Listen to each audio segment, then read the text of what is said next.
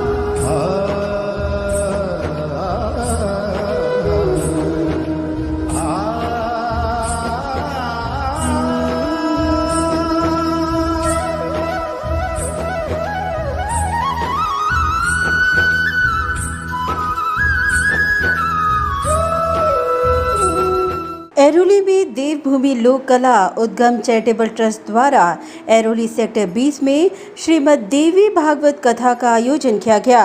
28 अक्टूबर से 3 नवंबर तक चले इस श्रीमद् देवी भागवत कथा में पीठासीन आचार्य श्री विपिन कृष्ण कांडपाल द्वारा उपस्थित देव भक्तों में श्रीमद् देवी भागवत कथा का पठन किया गया, जहां इस अवसर पर मुख्य अतिथि के तौर पर मौजूद रहे पूर्व विरोधी पक्ष नेता और बाड़ा साहिबांची शिवसेना पार्टी नवी मुंबई के जिला प्रमुख विजय चौगले। साथ ही उपस्थित थे पूर्व नगर सेवक और बाड़ा साहिबांची शिवसेना पार्टी के राज्य युवा सेना पदाधिकारी ममित चौगले, पूर्व नगर सेवक आकाश मड़वी, बहादुर बिस्ट, समाज सेवक शुभम चौगले आदि तमाम मान्यवर। माता के भक्त विजय चौगले ने इस दौरान देवी की पूजा अर्चना कर माता का आशीर्वाद लिया। वहीं पीठासीन आचार्य श्री विपिन कृष्ण कांडपाल का आशीर्वाद लेकर समाज के घोर गरीबों के विकास और दुख दूर करने की शक्ति की माता से कामना की। बेहद आध्यात्मिक माहौल में संपन्न इस कार्यक्रम में भक्तों का अपार तांता लगा रहा। इस दौरान विजय चौगले ने कहा कि देवभूमि लोक कला उद्गम चैरिटेबल ट्रस्ट के साथ उनका वर्षों का नाता रहा है। इस अवसर पर माता के चरणों पर नतमस्तक होते हुए विजय चौगले ने विश्वास के साथ ये दम भरा कि देवभूमि लोक कला उद्गम चैरिटेबल ट्रस्ट के मंदिर के लिए सिडको से भूखंड प्रदान करने के लिए वह पूर्ण तौर पर कटिबद्ध रहेंगे।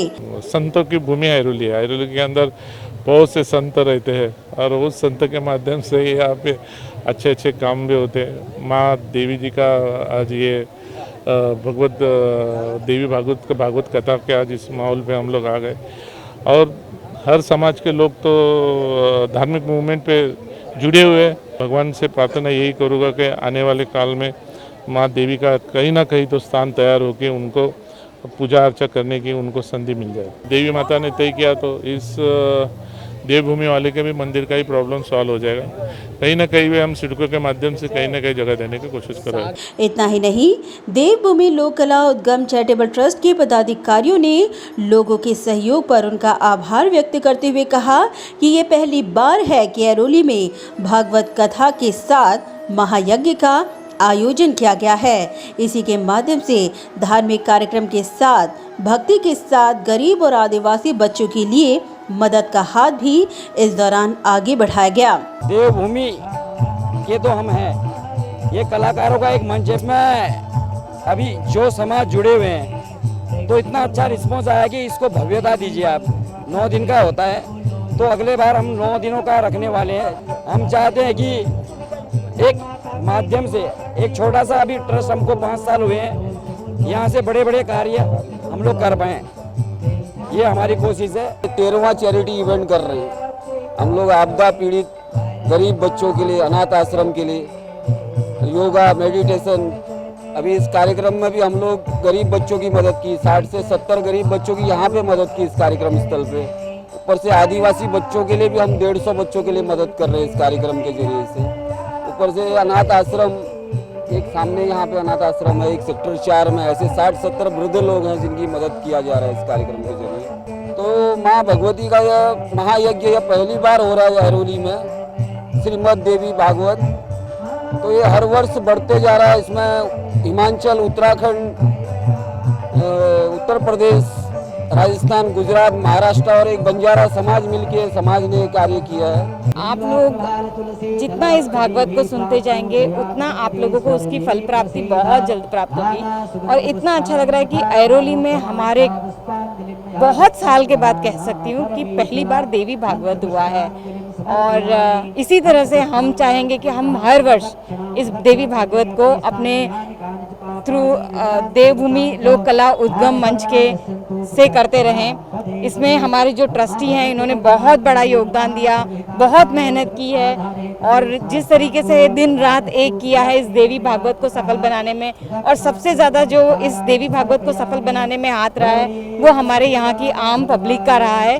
उन्होंने जिस तरीके से हमें सहयोग किया और जिस तरीके से वो डेली हमारे इस भागवत को सुनने के लिए आ रहे हैं और महाप्रसाद ग्रहण कर रहे हैं और महाप्रसाद के लिए जो अपनी तरफ से अन्नदान दे रहे हैं, वो बहुत बड़ा पुण्य का काम भी रहा और बहुत बड़ा योगदान भी रहा इस देवी भागवत को सफल बनाने के लिए। ब्यूरो रिपोर्ट, नवी नेटवर्क।